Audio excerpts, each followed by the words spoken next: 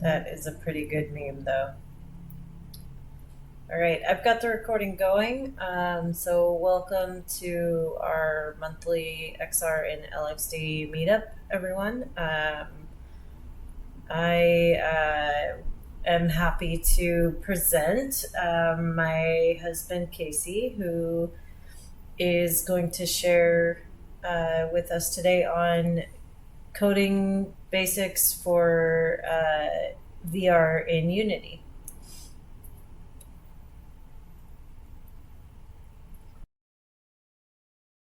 Thank you.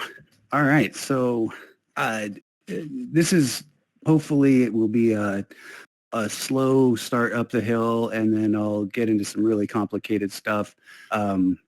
If I've got time, I'll go into some more math and physics-based stuff because it is important if you're planning on doing more advanced things. But I do want to try to make this as easy for most people to get into, and I think a lot of that just has to do with the idea behind programming, where to start, and just some tips and tricks that I picked up. I have a CS minor, and I'm a computer engineer. It's not that this is the same thing, but I've done a lot of simulation type work and a lot of coding. So I've dabbled in Unity. I'm just going to jump into it. So I put the meme up because if you're not Googling how to do it, then you're not programming right. You really don't want to go into programming with the notion that you're going to learn a language and that you're going to have to memorize that language and that you're going to have to then jump in and write everything from scratch.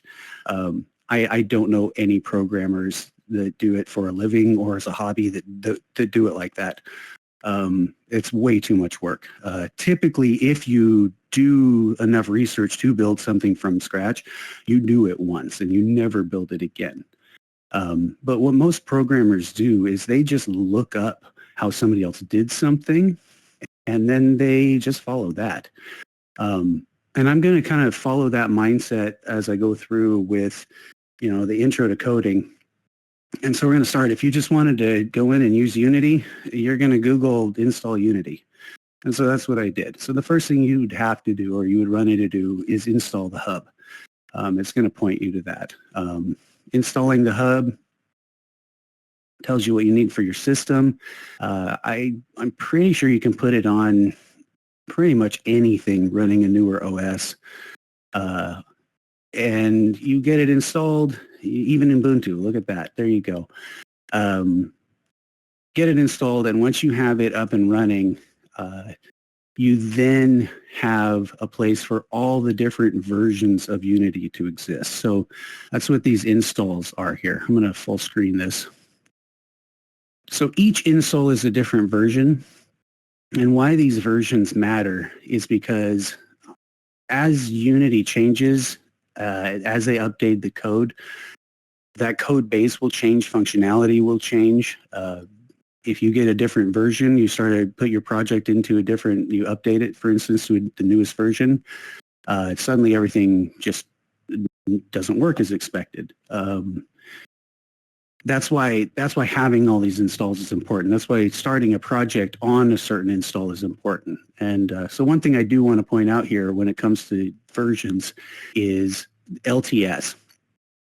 And that means long-term support. So think of that as more of the one here that just says supported that I have. That's the current beta version, if you will. They may decide later in the year, tomorrow, in 5 years, that they're just not going to support whatever code made that one unique. Whereas the one that says long-term support, typically I think it's 10 years for a lot of these. You have to look at the EULA. It may be 5 years, but either way, it basically assures that if you have a project built in that release version, you're not going to have problems if you within the next 5 years if you need support for that version. Okay, so installing a version in the top right, there's install editor. I already have the version I'm going to use, 6.1. It's the newest. Oh, maybe I don't. Looks like they updated already. But basically click install, go through the process to install it. I'm not going to bother with it today. The versioning isn't a huge deal for what we're doing right now. But just know that it can be a thing if you're planning on making a project for a long time.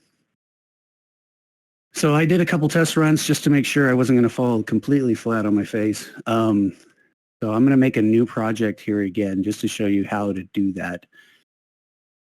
The reason this is important is because I think one thing that people tend to do when they get into Unity is they just immediately get overwhelmed at all the options. And for a bit of getting into software that's this complicated, it's good to put blinders on a little bit and kind of just kind of look for what you think you want. Eventually, you should stumble upon what you actually want, but try not to get overwhelmed with the options. So you can say there's VR Core, you would just want to jump into that, and suddenly you find yourself reading every single one of these, and it gets like, oh my God, how many options are there? I totally get it. At some point, you'll find the right one. For what we want to do today, and that's why I'm here, is we're going to look at the VR sample. So we've got a few different options. There's a multiplayer option, obviously, which I'm just going to mention. If you do want to get into having a group type thing, especially for this kind of training, that could be interesting and useful. Unity has a sample that utilizes VR for everyone. They can all log in. And has multiplayer capability. So it does a lot of that net code. That's what we call it, that handles the multiplayer communication. It does that for you. So I'm just mentioning it because there may be people that want to dabble with that. It's going to be basically the same steps from there if you opened up that version. I would say follow along, but I'm going to go pretty fast, so it may not be possible. But if you were to open up that version, potentially you could do a lot of similar things. You'd have to do a lot of setup for the netcode portion of it, and I shouldn't say a whole lot. It's really a few windows to click, make sure you've got an account kind of thing, accept the agreement, and then you go from there. But I am just mentioning it because I thought it was really interesting. That opens up a lot of possibilities. But what we're going to do today, we've already got it on here. I've got the VR core. So I'm just going to create a project. I can name it over here on the right. The location is important. These projects get very large. If you have a separate hard drive from your operating system, I suggest putting it on there, just like, where your pictures and movies and stuff would go. Because some of these projects can bloat very fast as far as memory usage. Another important thing is the connecting Unity to cloud. I like that if you're going to do a long-term project. However, you do have to obviously wait for it to save that to the cloud when you close, and there can be some saving issues. It happens anytime you have that kind of setup. So just consider that, which is why versioning is important. Using Unity for version control, I haven't personally done it. But I imagine that that's something that it could be very, very useful to keep you from screwing up your own project, as I've done so many times. Yeah, exactly. VR multiplayer could be useful for educational sims, teacher and student and entire groups, and that's why I mentioned it, is because there's really potential for a whole bunch of people to be on the headset. I'm not sure what it natively supports, but I think it was at least 10 people, which, I mean, that's, for a sample thing that's free, it's pretty significant. Okay, back to where we are. So I'm going to name the project, let's see. So sorry, while you're doing that, I just want to point out that, there are a bunch of different VR framework toolkits or whatever that you can purchase and download and install as a plugin to Unity. This is what Casey's looking at today is just built into Unity. So it's that VR core that you select, and that has pretty much everything you need to get started with a VR project in Unity. But there are other options out there. So just know that like when you see other people talk about like the VR framework for Unity, they might not be necessarily talking about the same thing. They're also named very similarly, which I found particularly confusing. Sorry, Case. Go ahead. That's that's kind of how Unity makes their money is they you can build your own version of a framework, and that way people can use that to build other things. So people will have their own. Well, what we're about to see, it's loading up, but let me see. I can drag the window here so you can see what you would normally see. It takes a while for this to actually build this world, and this is going to have the sample world in it. And so the reason I mention this is because what a lot of other frameworks are is more or less a sample world for you with some menus that they have scripted themselves. So I don't want to jump too far ahead because I'll come back to that. But long and short of it is if you have to pay for it and you're just trying to learn the basics, you don't need it. Realistically, anything that has a sample like this that comes from Unity, it doesn't just have code. It has code that is typically written by the people that wrote the code that code runs on, if that makes any sense. So it's usually the best sample to use if you're trying to figure out how things work. If you're trying to modify things, the code that you get from Unity is typically the best. And I think a lot of that also, and we'll see, we'll open a bunch of it up. But I think a lot of that too is that it's commented. They want to tell you what they're doing. They want you to use their product. Whereas if you get a pre-built framework from the Unity store that you paid for that does VR, multiplayer, whatever, chances are they're using all the same stuff. You could build it all yourself like that if you wanted to, given enough time. But they're going to hide how they did it. They're not going to comment their code.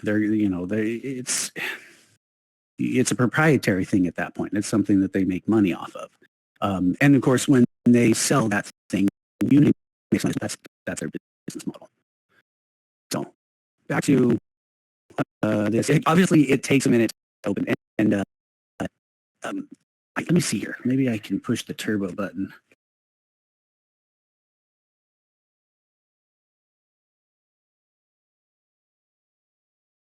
Oh, battery was too low. So we'll just have to wait.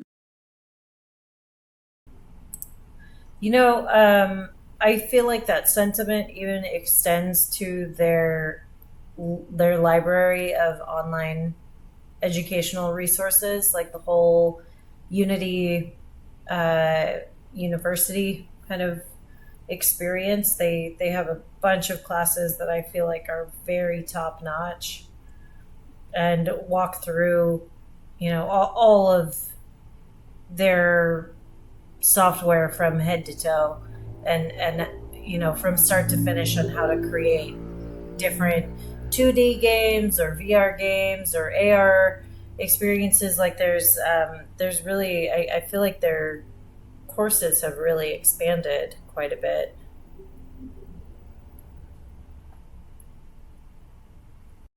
Yeah, and it's to me, it's the best way to learn. It's typically uses the version. They give you the version that they're using when they have those courses. So you're not sitting there going, why doesn't this look the same? That happens with a lot of software where they'll have a single tutorial that they put out, and then 5 years later, everything's been updated about their software except the tutorial. And the menus aren't the same. Nothing's in the same place. They don't call things the same things. It can be really, really frustrating. I'm not sure why this particular time is taking so long. It could be my RAM getting hogged up running all this stuff on Chrome. it could also be because I clicked on the cloud thing.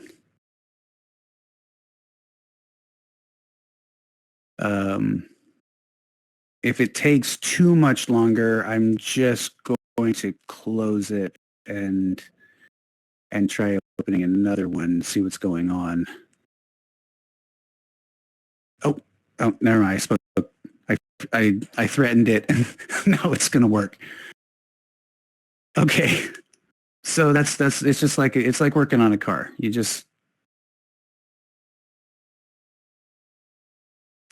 tell it you're going to take it down to the junkyard if it doesn't start up, and then boom, it goes. Okay, so we.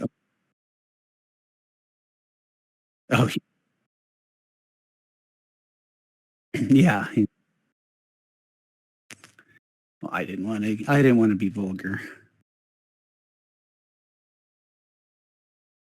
Okay, we've got another wait screen here.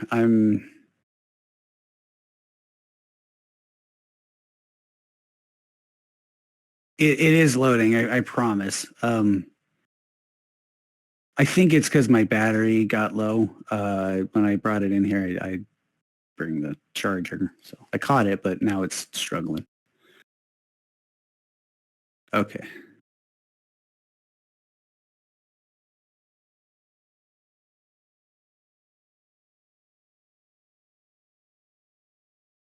If any of you have ever actually used Unity or any kind of simulation software, you know the pain of this. Yeah, and even then you'll go and run some kind of simulation, and all of a sudden everything just freezes. You have to make a choice. Do I let it run for an hour, or do I close everything? It is running on the other window. It's compiling all the scripts right now. I'll move it on to the shared screen here in just a second. I just don't want to make it freeze up. But I can talk about a couple other things since we got time allotting. Physics is a big deal if you're doing Unity. If you're going to try to make some kind of training that's dependent on things being physically interacted with, and I know VR that's a huge obviously a draw for VR is you can physically throw something. It can be great for very, very simple things. Throw an object at something, have everything tumble down. Very straightforward kind of gravity, mass, momentum type things. It's kinematics. Generally it's great for that. Whereas if you're going to program something to walk, my suggestion is don't. And not say don't like as it's not worth doing, because certainly people have done it, but don't as in don't just start off saying I'm going to program this thing to walk. Go find an example. There's so many animated examples. As soon as I get this up, I can start pulling things up here. My goodness, I don't remember it taking this long, but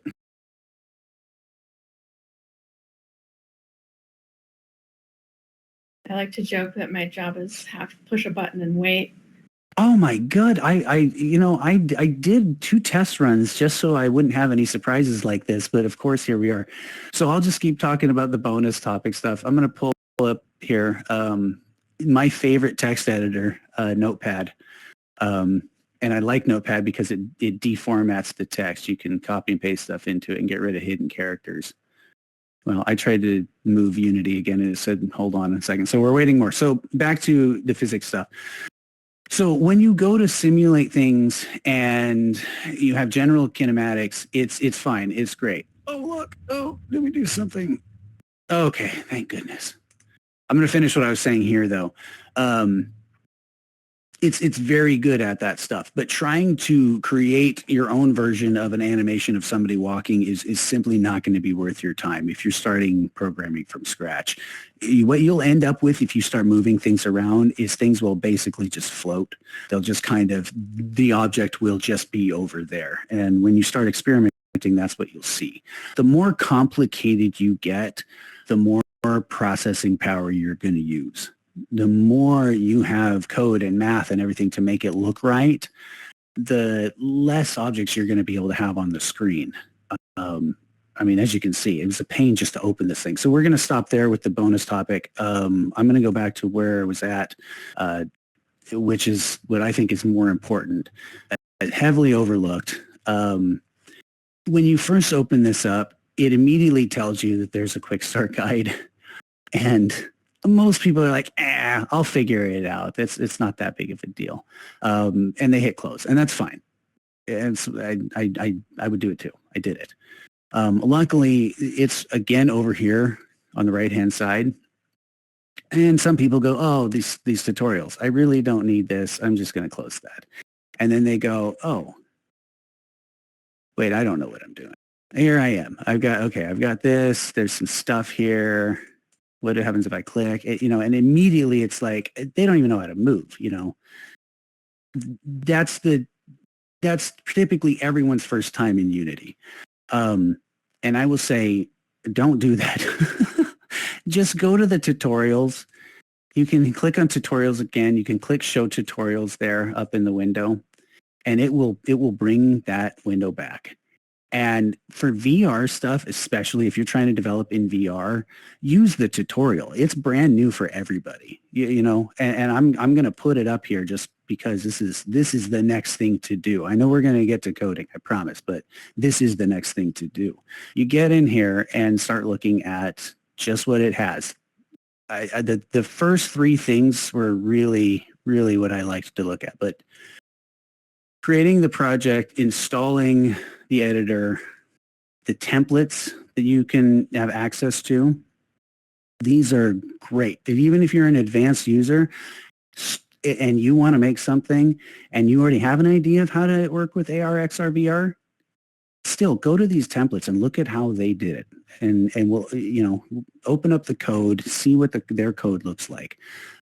Install it, just use it for a second. But what I really like about this is it also tells you how to update a project that was non-XR or VR. So if you already have a project that you've been working on, but, I want to actually make it an XR multiplayer, what have you, this can walk you through that. So I really thought this was important to mention because this is just in the template that opens up right there at the beginning, that quick start template. So you got your sample scene, you got and it goes through. Oh, sorry, did I jump too fast? No, I just said that's super cool. I didn't even know about that. Yeah, no, I've been messing around with it just the last couple of weeks, trying to make sure that I knew about some of this stuff, but. So once again, back to the quick start guide here. You've got a few things that are very straightforward. Using the sample scene, it doesn't give you a whole bunch of information right off the bat. This is a different language for some people.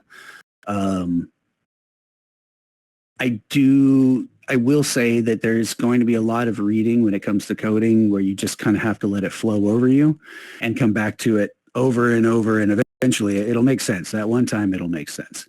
But I do like that this does break out, this basic tutorial, things like interactables.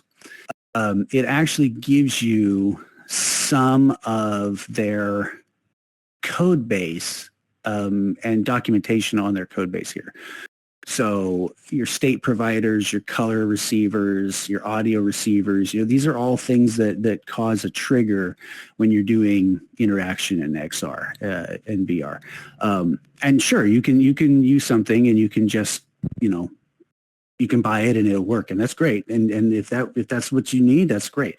If you want to build it from scratch, don't look up a tutorial necessarily unless you really want to get into the bare bones of learning everything about how to code and build your own product. If you just want to do it to build a project, look at what they've already got and just use what they've got. So the fact that they have all this documentation for all these things, all of these settings, this is color affordance. This is one possible option. So this is, I'm going to walk up and click on an object and I want it to be interactable and I want it to change color when I click on it. this one option has all of these possible parameters. You know, transform. People see that and they what does that even mean, right? Who says transform? It's position. That's what it is. But you know, it's also the rotation, the scale. Like, so they just call it the transform. It's really how big, where, and what. That's pretty straightforward once you've seen it on a bunch of objects. But you get into some of these other things where you have, you know, replace idle state value. Well, it doesn't even have the rest of what's behind that. So is that with, without, is that slash something? Like, who knows? Well, this is how you find out. You basically go into their documentation and you actually figure out what's happening when you go to change color on something.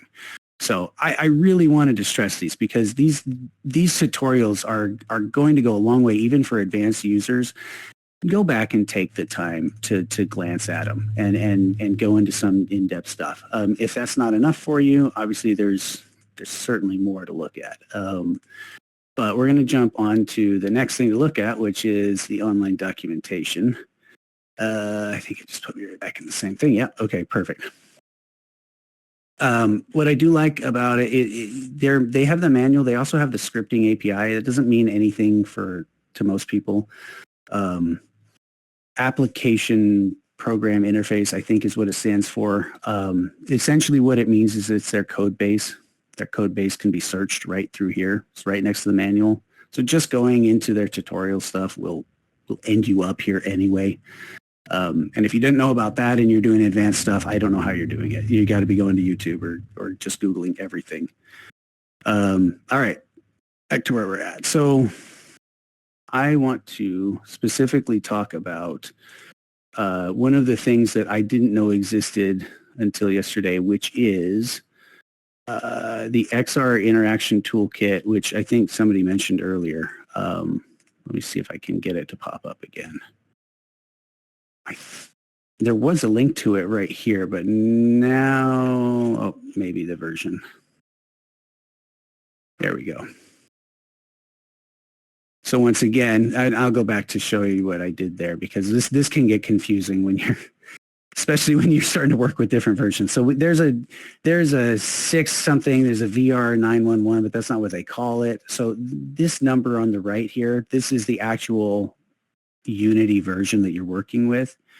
As far as I could tell. So I had it on here. This interaction toolkit seems to work with anything else, but this is really neat. If you don't have a headset, what this does is it simulates your inputs. I'm trying to find where it describes itself. There we go. So it's down here at the bottom. So you go through all this and the XR interaction simulator, maybe I should, there we go. So you don't have to actually have a headset. If you want to develop in Unity and you don't have any kind of headset at all, you can install this and basically just start. It will walk you through how to install it. Let me see here if I can get to, I think the installation was, I think it's in the overview. Yeah. So it goes through how to install it. So anytime you're going to install something, Window Package Manager, you're going to import things. So we're going to go ahead and make sure it's in there. Some people just don't know about this, so we're running through the basics. So I'm going to go to, and they hit it now. I think it is, it's not under, there we go. Not hidden, I just can't read. Okay. So this is going to show all the packages that already exist in this program, and it's probably why it was loading slow. I'm not sure exactly what I was loading. Let's see here. Go ahead and just search. Simulation. Oh, wait, no, I'm sorry. I believe it's part of that toolkit. There it goes. interaction. Okay. So when you have this selected, and this is kind of strange that they do it like this, but you open your program manager, you select that toolkit. I'll try to drag this out so you can read it. You select that toolkit, and then you want to go into samples. So these are all demos, samples, the assets that you see in the background. There's AR starter assets here, which I thought was interesting. A lot of people they skim over this. They don't see it. So I want to point it out. If you wanted to work on something on your cell phone, for instance, you can use these AR starter assets that are just built in here and start doing that. But in this case, what we want is the XR device simulator. So I'm really pointing this out for people who just don't have a headset, and that's, even if they've started on a project, they don't have a way to really make it work then as expected, because they don't have a way to test it. So you can import that. So you can say it says re-import. That means it is imported. There's another thing here that I thought for training was especially cool. They have a spatial keyboard here, so you can actually enter text into that keyboard. So I haven't messed with it too much. I can click. Obviously, it's going to take a minute to install that, but that could be interesting if you have things that you want to be text based, where you actually click on something and you type something in, and I mean you can even keep track of scores and things like that. Whether they get the right answer, that can all be done with code. So I wanted to point those out. What else? Oh, there is a hands demo. So there is where you can actually have your hands emulated. Not emulated, I'm sorry, that's not tracked, is what I should say. So if you do have a headset, Unity has built-in hand tracking, is what that basically is. So that can be neat if you want to work with that. That's pretty advanced stuff. But that gives you a place to start. You don't have to build it from scratch. Okay, Unity is still busy here, of course. That's a lot to import. All right. Okay, looks like that's done. Good. I'm going to double check the chat here, make sure I don't have any other questions. Do you have any advice about those other options in the packages that are for XR, like the OpenXR versus? Yeah, actually, I'm glad you mentioned OpenXR. That was actually the next thing that I was going to talk about.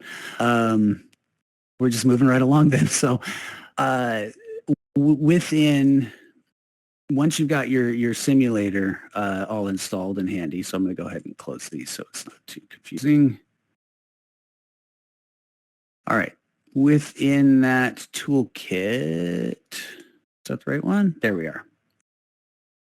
So this was the VR template quick start guide. I think I thought I put a link into it, but the important thing to know with this particular quick start guide is that versioning number over here. For whatever reason, I didn't see it in later versions. I think it's because OpenXR is actually the standard now. I think that's why. I think all of the competing XR code bases were essentially just merged. And I don't remember why. I think I vaguely, somebody else will know better than me, but I vaguely remember a big company decided to take the open source version of XR code base and adopt it and work on it themselves and give it away for free. And vis-a-vis, it became the only code base. Like you've got a bunch of, major corporation that does it. So it just, I think that's what happened. That's very that being said, the OpenXR plugin itself. Hang on one second. I was just looking it up. It says on the Unity manual, the OpenXR plugin or OpenXR toolkit, as of 2024, support for the OpenXR toolkit is discontinued. Okay, so it's deprecated. So it's the other way around. So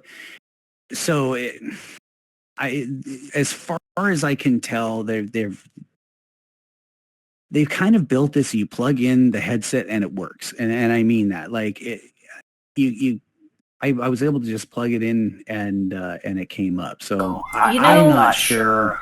I'm sorry. That might have been about a specific version.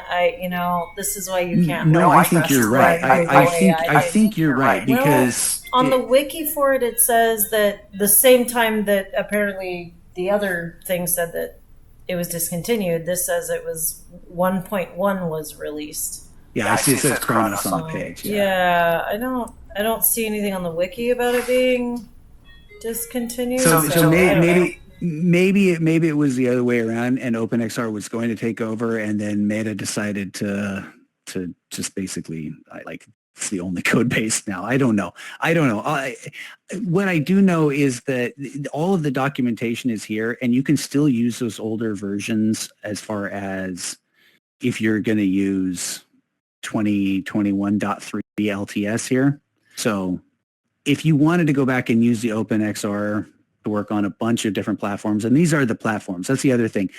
The reason I'm pointing this out more has to do with if you wanted to work on these platforms, you've basically got to see what they'll allow.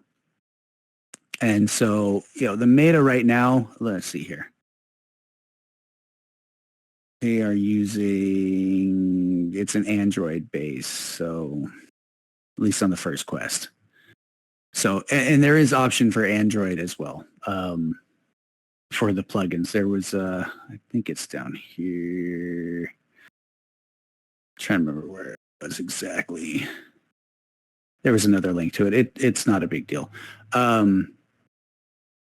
Anyway, back to the point of it is, whatever the standard is right now, I think it works across pretty much all systems. And if it doesn't, you can use these older versions. So you can go back to this version of Unity. You can install this version, and you can still use OpenXR. So that's the only reason I'm pointing this out. When it comes to most people building, I don't know where it's at now. When it comes to most people building something the first time and learning how to code, a lot of this stuff isn't going to matter. If they have a headset, if they don't have a headset, if you are making a product, obviously it's a big deal. You want to figure out really what platform you're going to build for, and then go from there with what you're going to use. Obviously, there's a bunch of templates that you can start with, for the hub when you go to make a project. I'm not going to open a new one, but just to point it out here, there's 3D mobile projects. There's these mixed reality ones, AR mobile if you want to do AR stuff. These will work. Whatever they're using, whether it's OpenXR or not now, they will work. And like I said, I haven't followed this in a minute. It's been a couple of years since I read a whole bunch, so I've just been tinkering around the last year or so with some of the code. So, all right, back on track. So I talked about the OpenXR stuff. There's the Android XR framework I do want to mention because, like I said, it does look like that might be where it's not. I don't see it on here now. So anyway, it is an option to install those frameworks. You can install one, you'll be able to install the others, but I wouldn't sweat it too much. No. You'll be able to look it up through these pages. So back to where we're at. I'm going to move on to actual coding in Unity. So Unity is C# coding. That may not mean a lot to a whole bunch of people, and other people may know a bunch about C# coding. There's really, if you know a bunch about C#, Unity doesn't have a whole bunch that's different. I don't, as far as the code base, you're actually going to have to install Visual Studio in order to see that. So when you go to do the install process, you're going to get a code editing software. So welcome to being a computer scientist if you decide you want to get into Unity, because you immediately have access to code. So what I like to do when I open up one of these is I look at, okay, what am I going to use first? What really matters? In this case, for training stuff, I see something like this, a pad, a tablet, that kind of thing. And to me, that's great. These panels are great. There's a lot of clutter on the screen. It wants to show you everything, all the labels. if you just play the scene, which we can do here, hopefully this doesn't take too long. And if you've never used this before, definitely use it. Even if you're a, oh yeah, did the URL not go? Okay. But even if you've done things in Unity before, definitely boot up their samples and take a look at what they do. There's some things that they have that aren't, they're not obvious at first. Let's see if I can move around here. Did I install my, okay. So my movement toolkit isn't fully installed yet, and that's fine. But you can see the video is playing. You've got a template there, and all the clutter kind of goes away. So that's nice.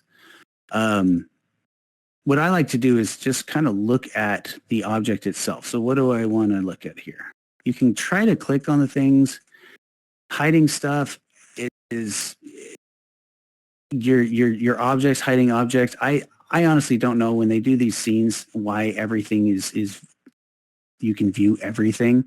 On the side over here, you can actually kind of hide some of the clutter.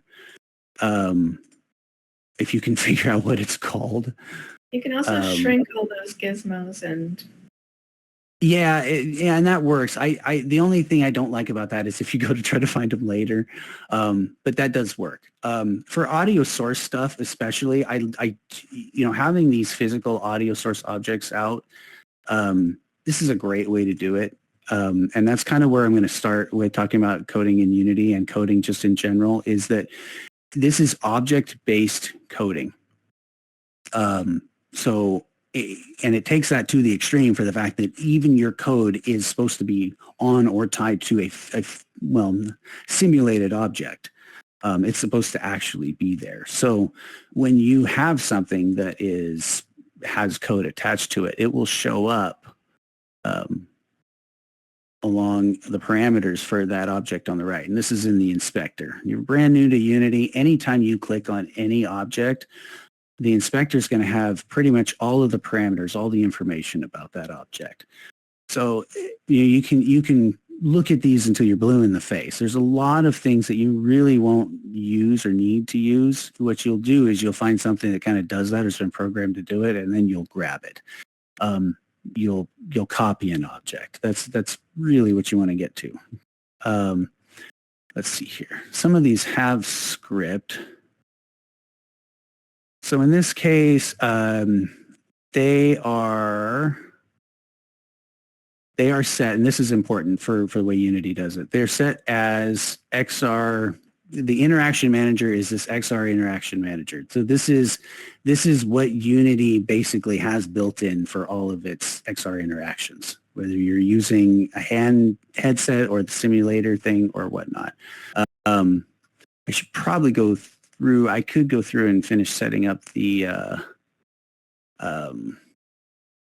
simulation movement. Maybe I should do that. That will make more sense. So let's go ahead and get back to there. I had it installed in the other version. I could.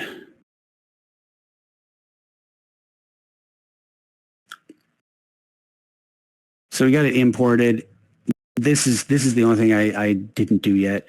It will show up in the project down at the bottom left in your folder of information. So down here, all your assets, and then you have to go through and find it, basically.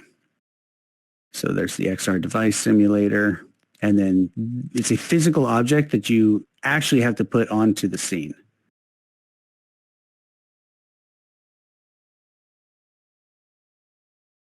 And I realize that for some people it's yawn, and for other people it's game changing. They're like, oh my gosh, I can actually start doing stuff. So now that that's in there, now that the device simulator is in there, and I won't mention this again, I'll just show you that it works.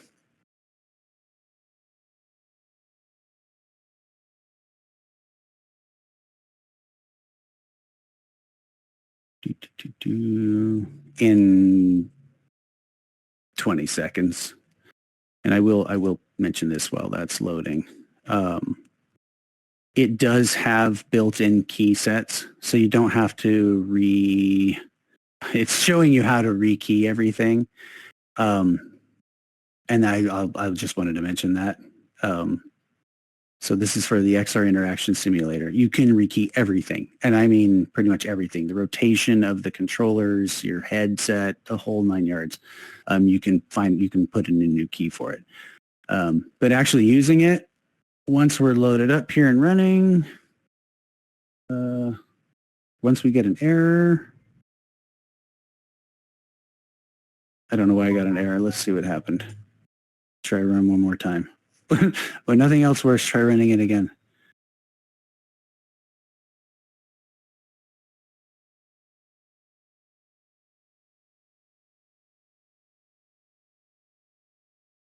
I feel like this may have something to do with having it on the cloud. I don't know.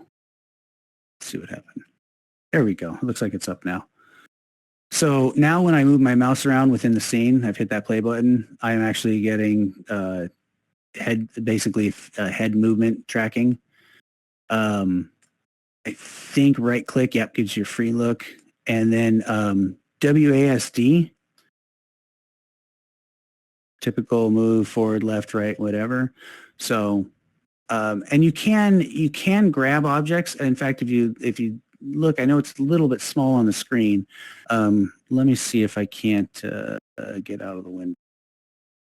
Resize this a little bit. You know, one thing that occurs to me that I've noticed when you and I have worked on stuff in Unity and testing it out is that while it's always best to look at it in the headset and see what it's really going to look like, I think if you're just testing out like a really quick change, sometimes doing this is a lot faster than pulling on the headset and loading it up. And oh, exactly.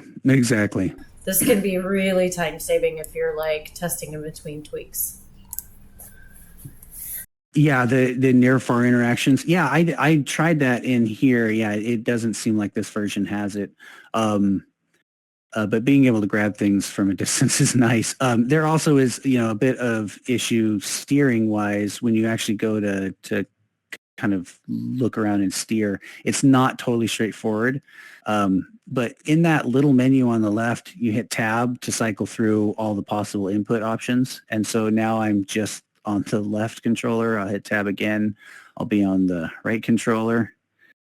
And you can kind of select whatever it is you want to do. Interacting with something, it tells you, look, your cursor lock. Left mouse button is that trigger.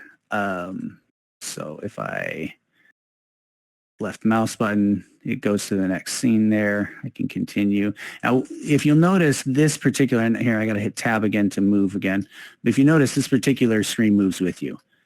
Now, this one just rotates with you. But if you were going to do some kind of actual training where you wanted this to, say, follow the player, theoretically, you could do that. Let me see if I can get, off the screen. So we'll just stop the simulation here in just a second. I do want to add either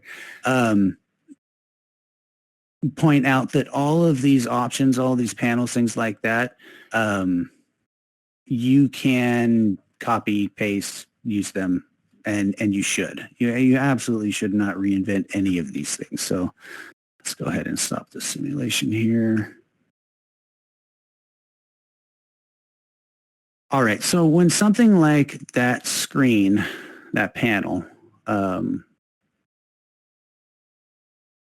see here, we've got the script for it right handy.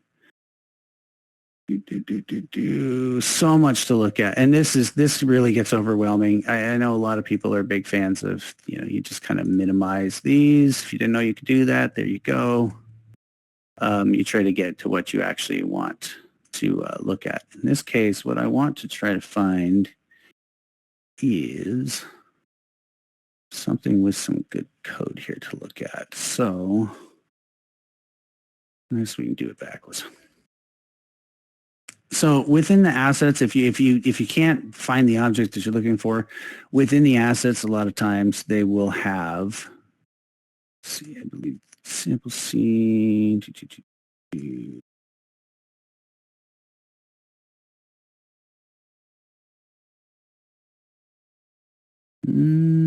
That's not the right one.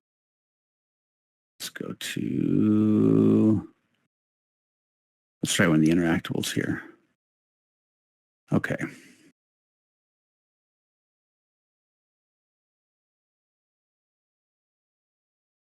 was going to do this on the fly. I knew that would probably be a silly thing to do. I had, the first time I did this, I had the perfect example that I grabbed, and now, of course, I can't remember which one it was. Is it the player? Okay.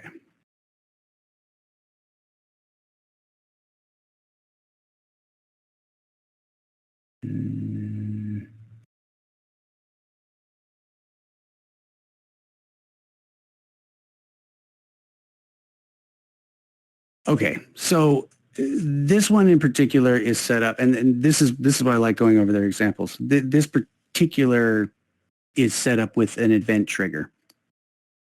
The event triggers are, I mean, you're going to do this in code, but basically this is where you can just drag and drop what you want to play and when you want to play it.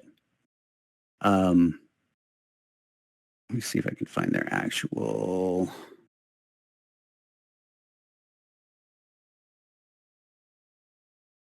There we go. There we go. So this was what I was trying to find here. VR template assets scripts. I just didn't click the right folder. So pretty much all of the scripts that are in here are available. You can click on an object, you can find the script, which is what I was trying to do. Typically it's an easy way to do it, but this is a lot faster. Just go to wherever the scripts folder is, open that up. It's going to open up Visual Studio, which once again is happening on the other window, so I'll drag it over as soon as it's done. Shouldn't take quite as long this time.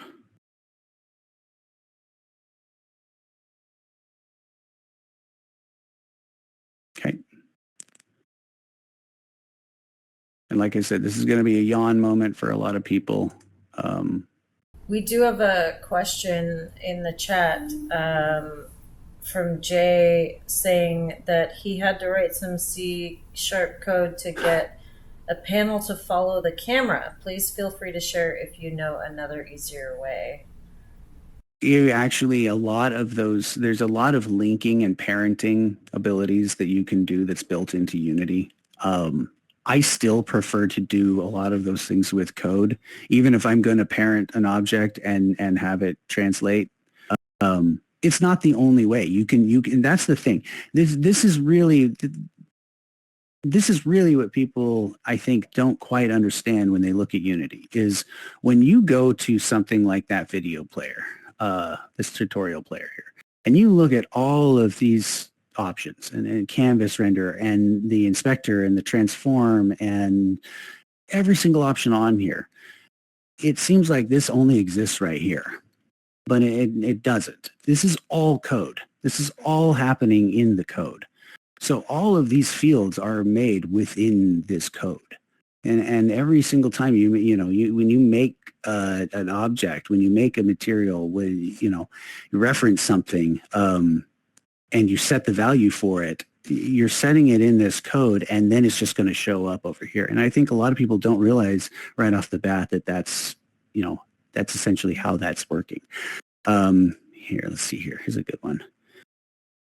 So the code for rotation of those things. So somewhere on those objects that we were looking at that we're spinning with us, they have this rotate script attached to it. And so you have here just a simple call. This is, and I'm just going to go through the real basics, and this is great because 99% of your scripts are going to look like this. You've got using Unity Engine. This is your code base. You're just telling it, I want the Unity Engine's codes. I want anything available with that. Your namespace, in this case, this VR template, that has to do with, this is complicated computer science stuff, but essentially you're telling it a library of specific calls that you want to have access to.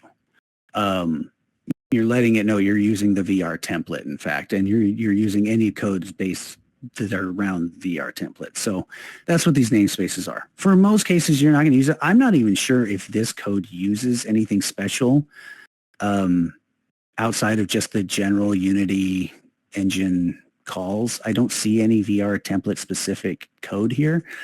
So, this may or may not be necessary, but those are when you're going to add additional, additional libraries is what they would call it. So in this case, we have a public class rotator, classes, functions, things like that. You'll get really into the weeds.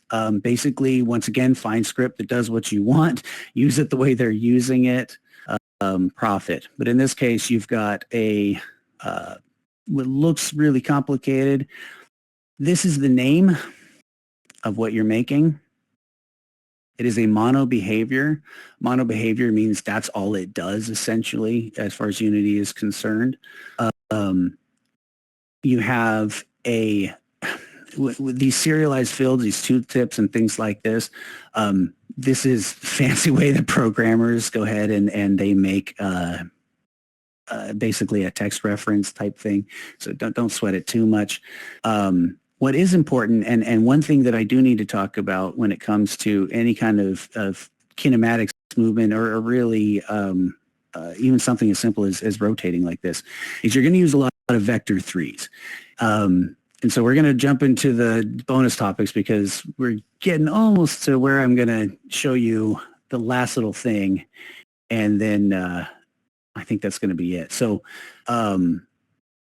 when you go to start rotating things and moving things around and just generally describing things in 3D space, you have to get into a world, I suppose you don't have to, but you will quickly get into a world of some complex vector math. And, just the term vector scares a lot of people. But more or less, there's an arrow in 3D space and the tip of that arrow is at a point somewhere.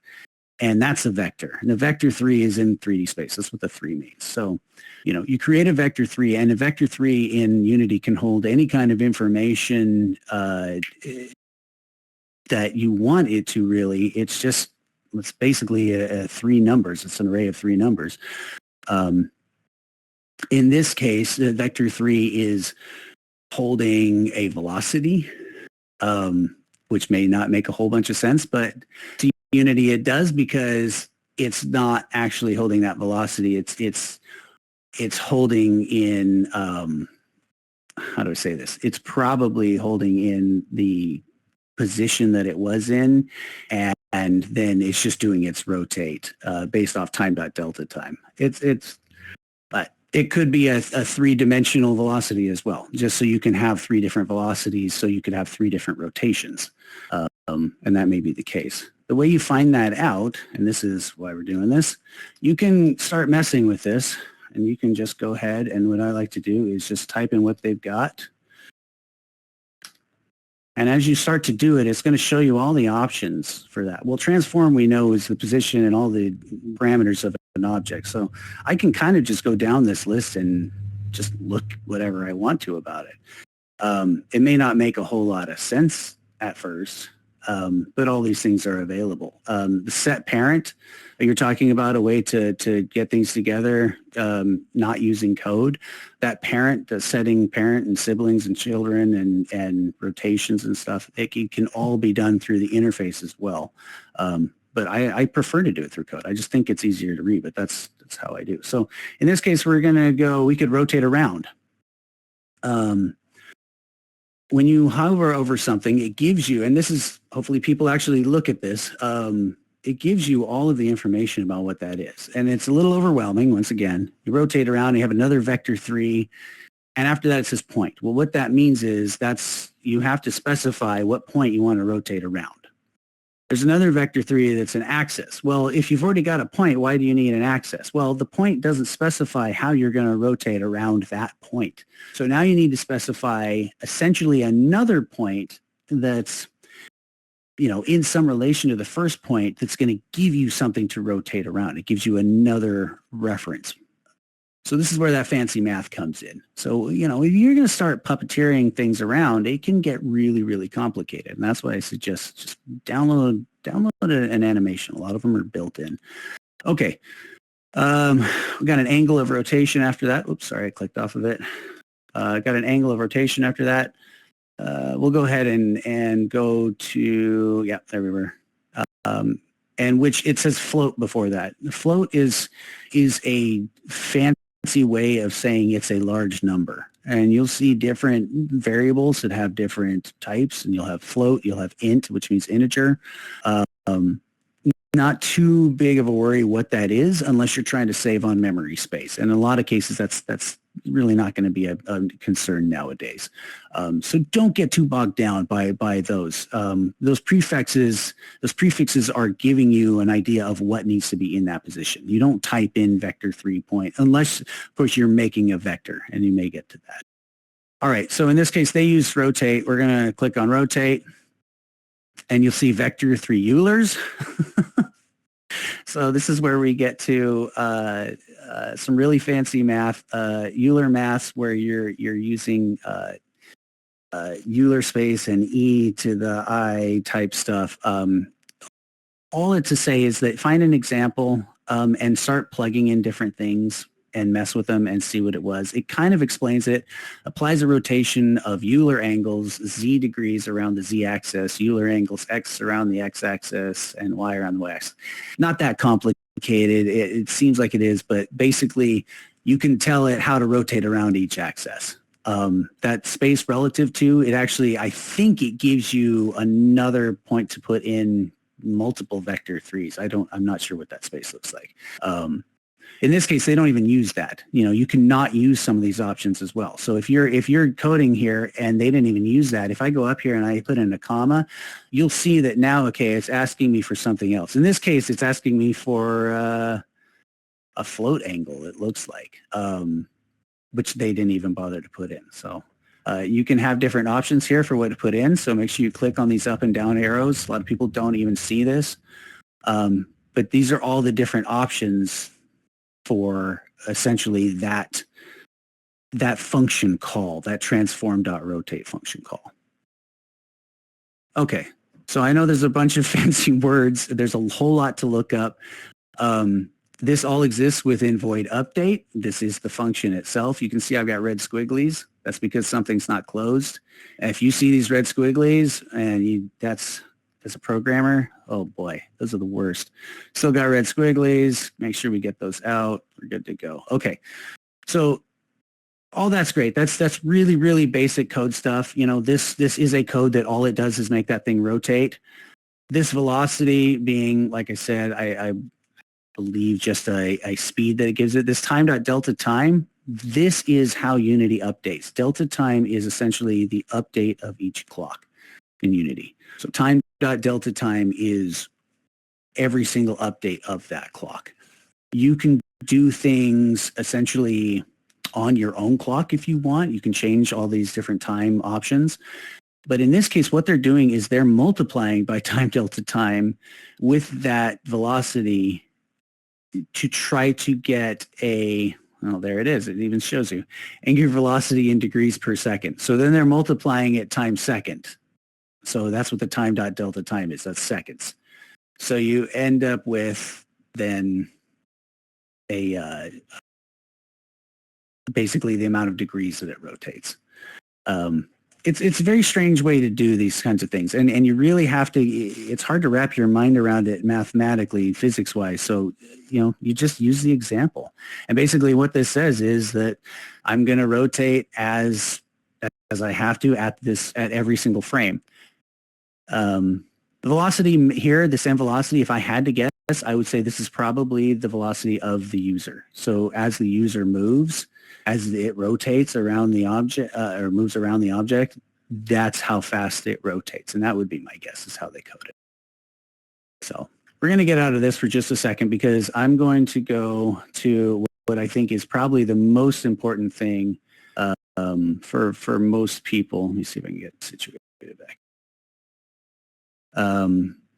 And even if you're an advanced user, this is pretty much the last thing that I'll mention.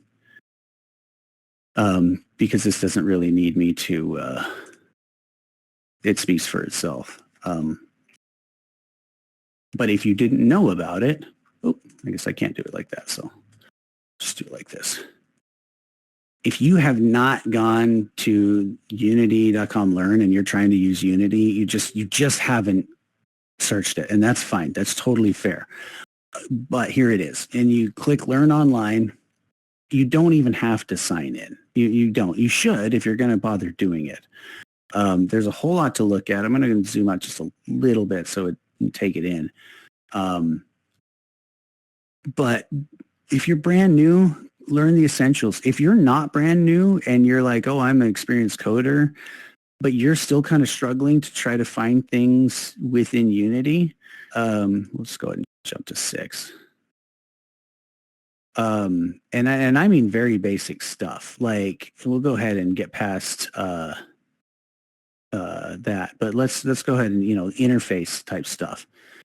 And it gives you a mission. I'm gonna play this. I'm gonna mute it here and just kind of talk over it because I just want it to show on the screen what they're covering. But very simple things like manipulating, moving around the screen. There are really efficient ways to do that. Even if you're an advanced user, it's really worth it to take the hour or so to look at some of these if you're struggling with just general stuff or, hey, I wonder if I can. This is a great way to figure out how to do it. Doesn't look like that wants to play, so that's fine. We'll go back over here. So in this case, I'm going to jump down to programming essentials. So once again, even if you're an advanced user, they say this takes an hour and 40 minutes. Like, I think it's worth it because you're probably going to learn something from it. It does give you a chance to build code from scratch. You build basic movement script from scratch here. Which is fantastic. I think that's a great way to do it. It makes you go to tell you it's complete.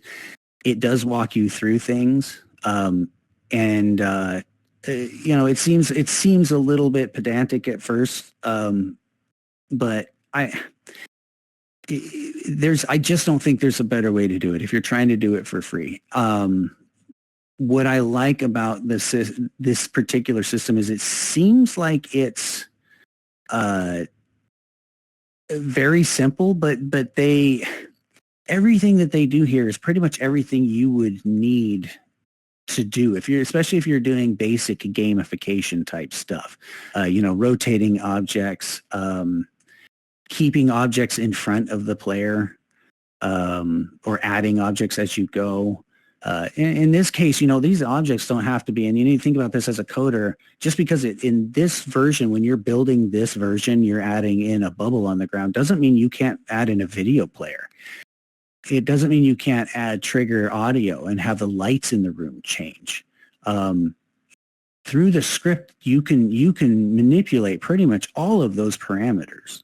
And by doing these, you'll actually figure out where those parameters are in a lot of cases. It has you mess with them.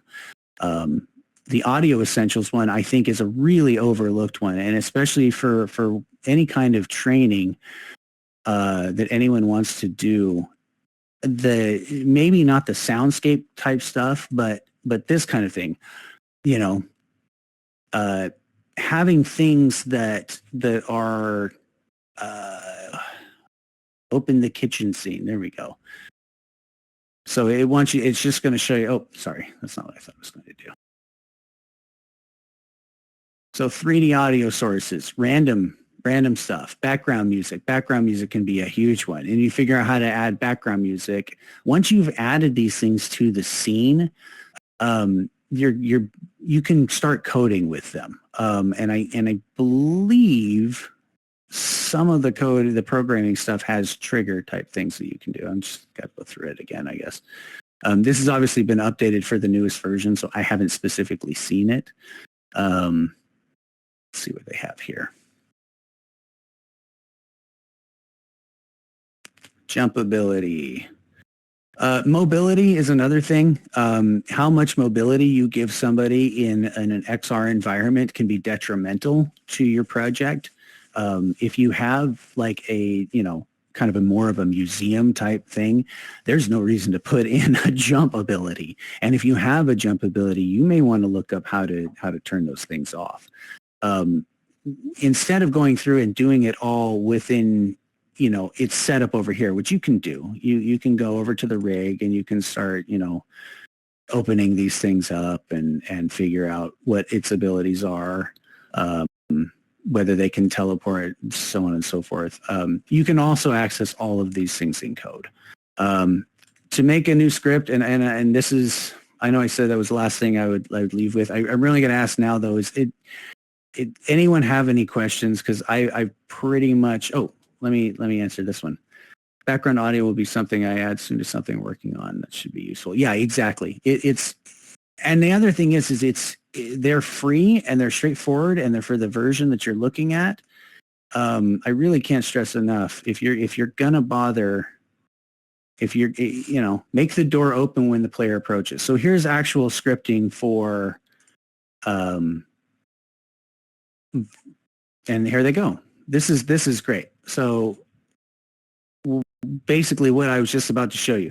So they go to create a mono behavior script. They're going to show you how to make a script. They're going to show you how to add it to the object. They're going to show you how to, and you can probably put all these together, the whole audio thing and this, and have it, play the sound when that happens. But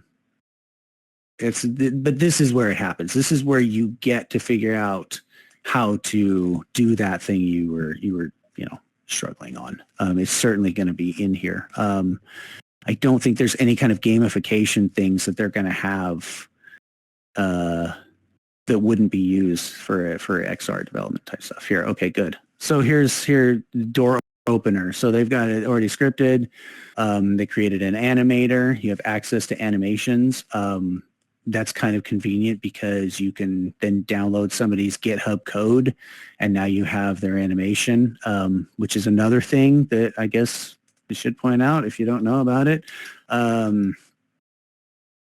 Something like Unity code,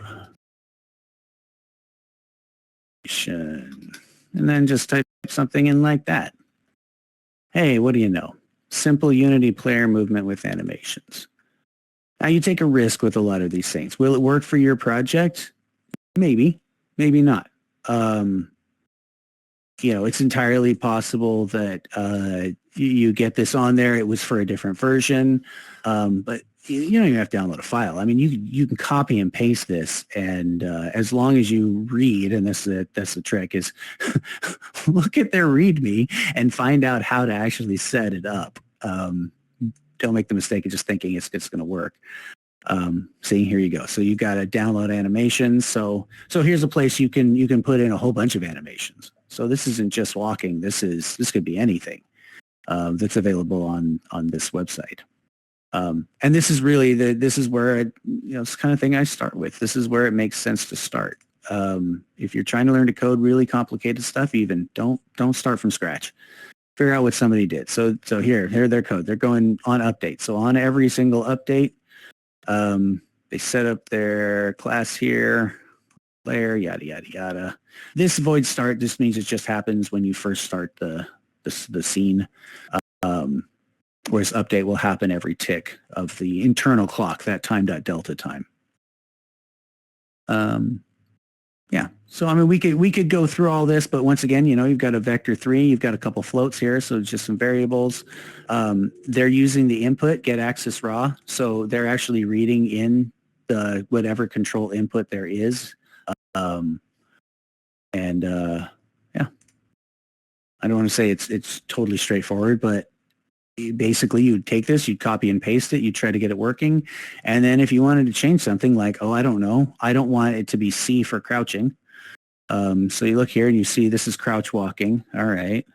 So maybe if I change that, that'll change it. Oh, wait, there's my get bool crouch. Okay. So it's got to have something to do with that. So you just you just change it. So this must toggle. This must toggle between walking, running, crouch walking. Looks like it makes it so that you're crouch walking. Okay, perfect. So I'm going to change that to X because I'd rather have it be X when I go and crouch walk. Now I can't change their code, but you change this, you go back into your editor, you see what it did. That's it. Between those things, I really think it's just a matter of time before you figure out what you want to do. But those really are the basics. It doesn't need to get more complicated than that. Use their built-in stuff. A lot of people, they like YouTube tutorials. I find that those tend to make you build everything from scratch. And that's just too much for me. I'd rather see something that Unity, built as an example, learn how to use it, learn, why they did it the way they did it, and then just copy and paste that. If you really want a project out there, just copy and paste it. You go into a project like this and you get a hold of that tutorial player that they have. And I mean, you make a copy. You make a copy and then you move that copy around. You move it around, you rotate it, obviously then you've got to change the parameters. You don't have to make those copies here. You can make those copies in code. I guess we have 2 seconds and people haven't all left yet. So I'm going to pull this up just because, let's see here. Let's go back to, just because it's code that I've written so I can actually speak to it. I just want to take a second to back you up that using all of these resources is really helpful. Don't feel like it's like easy mode or something, even professional. No, that's just it. So actually that's a really good point, and I do want to point this out. On Unity's, let's see here if I can get there. This is files from here. So through the Unity Learn itself, if you look at this page, down here, I think it's at the bottom.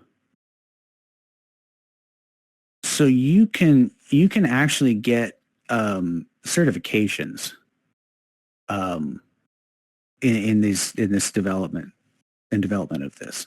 Oh, that's not what I wanted to do. Sorry. Am I on the wrong thing? I think I'm on the wrong one.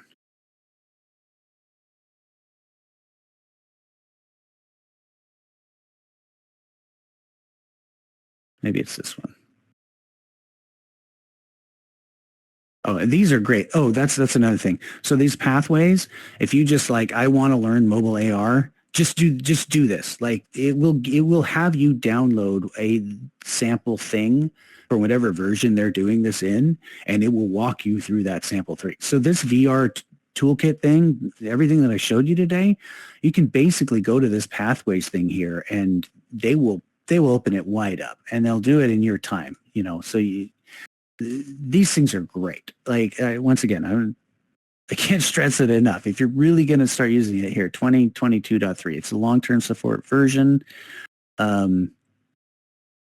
You just, and all the stuff that they cover, the locomotion, grabbable stuff, they walk you through it. They walk you through all of it. And I think there's even higher, there's even more challenges.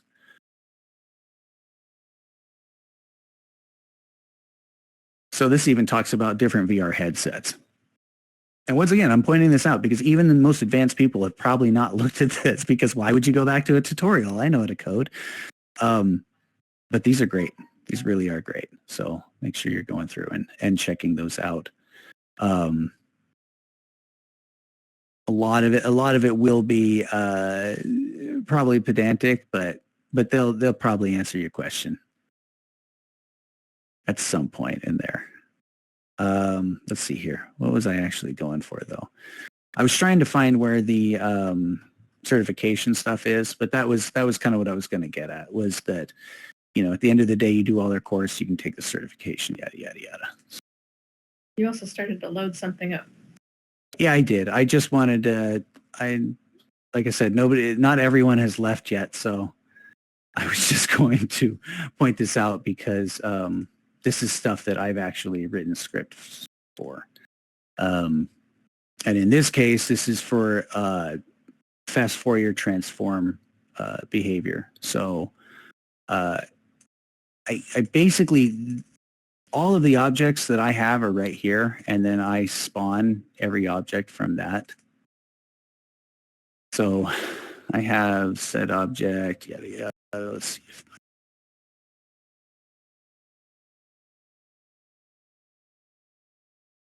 yeah, yeah. Da, da, da.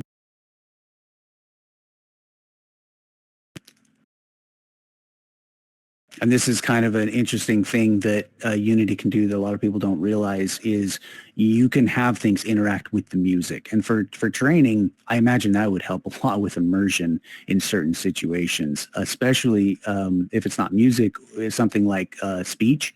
You can have the orb essentially glow with the speech. So this is utilizing the audio source itself. You have to add in an audio source and then you drop it onto the audio source. Now I have a whole bunch of code on here because I was messing around and I tend to do this. I'll put all of my code into one massive function. And then I'll go back from there and essentially break it out to where I need it. A lot of times it's because I don't want to go back and forth between a whole bunch of different things. But more or less, what I'm getting at is you can make an object, clone said object, and then change all of the parameters about that object, all through code. In this case, I'm doing some really fancy stuff with springs, and I do not suggest it. If you're going to do any kind of simulation where you have spring-based stuff, limit it to 1 or 2 joints, because Unity does higher order math. It will find the harmonics up to like the 9th harmonic or something, and your system will stop. It will just absolutely, it just can't run. It can't do that much math that fast. But in this case, pretty straightforward stuff. Take objects, instantiate, makes an object. You can scale objects. You can, all the normal things you do, but you can also add components. So anything that you need to add in code, you can do it. If you want something to be collidable, you can do that at certain points in your code. You can have it update to be collidable only after, for instance, they've picked up an object. And this is where you're going to change those things. Allowing things to, let's see, this is a little straightforward. Let's get back down to here. Yeah. I don't know. I'm not sure what else I was going to say about it, except that there's a whole bunch of audio processing options. Let me see if I can find where that's happening. I had a client just today asking me about what we can do with her audio, so it's topical for me. So right here. So here's my update function. So this is what's actually doing all the work. So this will give you your spectrum data for both channels. So this is for left channel. This is for right channel. You get all of the different frequencies. It does what's known as a fast Fourier transform. Really fancy math to basically tell you what the amplitude is at different frequencies. So like if you look at your volume mixer on a stereo, or the animation where it shows, what am I trying to say here? I just had the spectrum. It's basically the where it shows the audio spectrum, and like the waveform. I can't remember the word. Yeah, the waveform. Thank you. That waveform essentially is like on your left side would typically be your low hertz, 0 hertz or whatever, 20 hertz. And on your right side is your high frequencies like 20,000, 30,000 hertz. Well, what this does, Unity does, is it takes a sample, as many samples as you want based off of how you've set it, using the window here and the type of sourcing. And essentially it gives you all those different amplitudes and different frequencies. So you can do basic beat detection once you get that data in an array, it spits it out in an array. You can have simple beat detection by saying, okay, if my amplitude at that frequency is higher than this, then I want to do said thing. Or you can have kind of voice glowing when you say, okay, if the voice, where it is in the voice spectrum, and you'll see what the values are as you mess with it, but where it is in the voice spectrum, I want the color of said orb to literally be tied to that value. So suddenly, as they speak, the orb changes between a bunch of different colors because the frequency is changing at that point in the audio. So it can make things more interactive. I thought it was a really interesting thing, but I also wanted to show you how messy code can get. So this is what code looks like when somebody that does engineering stuff for electrical simulation gets in Unity. This is probably not what your code's going to look like. You should have a whole bunch of comments letting you know what everything is doing, and hopefully you're not making something that's quite this silly. But you'll definitely have your start and you'll have your update. And I'm not sure what else to say. If there's any more questions, if anyone's even still here, please throw them at me. I know I went way over, but this was a lot of fun. I haven't talked about this stuff in a while. And I know somebody's got to have more complicated questions because I didn't cover a whole lot of programming stuff specifically. So it was kind of just a how to get started thing. I think it was awesome. Thank you. I think the recording will be helpful too. Yeah, I know. I jumped through a bunch of stuff. Let's see, what'd you say, Jay? VR development pathway, very useful in things. Yeah, exactly. Optimizing XR and they have an AR thing out now too. So it's definitely worth checking those out. But that's the big takeaway I was trying to get for everybody is if you're experienced, use those really basic things because there's really complicated stuff you can do and that will help you get it. You know, you can look up 100 different fast Fourier transform videos online, and that's great. It'll work, but I mean, going actually into their scripting, you can see it's already up here. Their scripting API in the manual here, and just actually finding out what they've got on it. Slow today.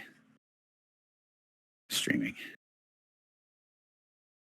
Let's see if it's in this one. Maybe that's why. There we go.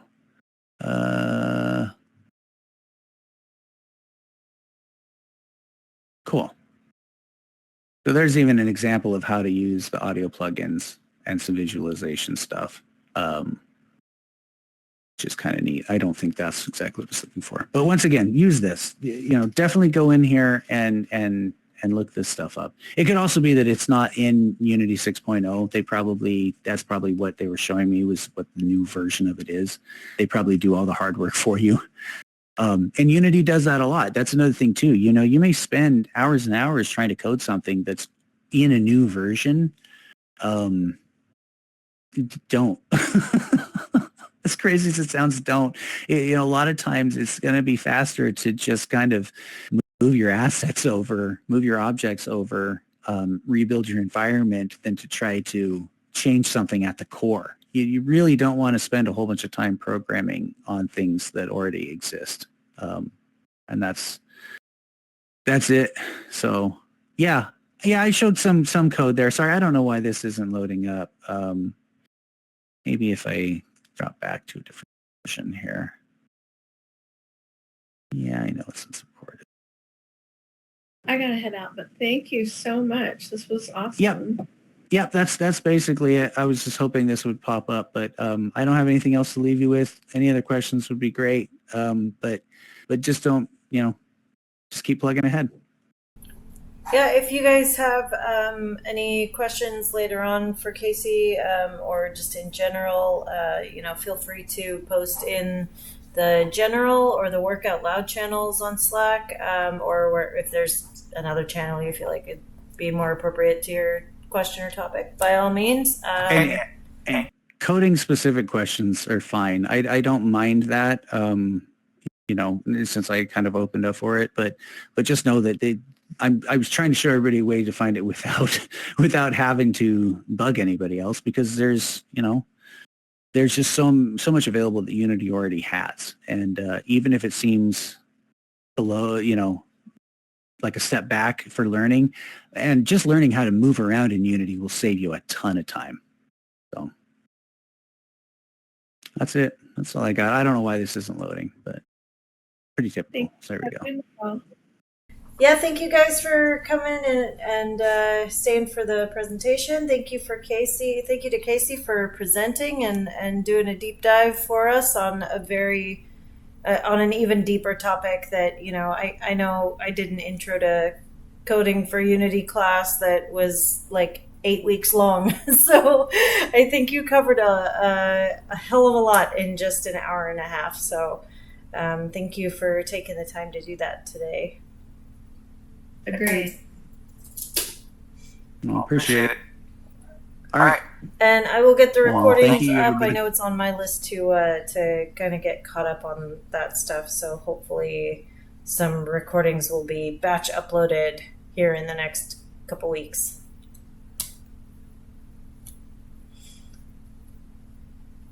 All right, thanks guys. Have a great night. Thanks, Jay. I'm seeing all your comments rolling in. Sorry your mic wasn't working tonight. That sucks. Thanks for bearing with me going long. I hope it helps somebody. I think it was a very worthwhile topic for an extended meetup, and we've got it all on the recording, and I'm sure folks will find that helpful. So I know a few folks that couldn't make it tonight were bugging me about that, so hopefully we'll have it up for you guys soon. So thanks again, guys. Bye, Casey. Bye-bye.